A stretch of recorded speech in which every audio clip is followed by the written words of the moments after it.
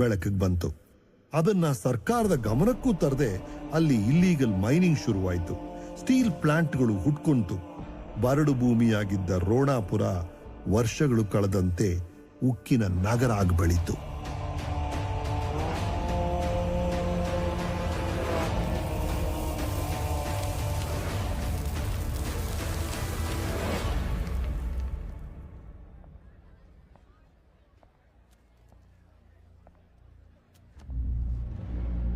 ಸಾಹೇಬರು ಕರೀತಿದ್ದಾರೆ.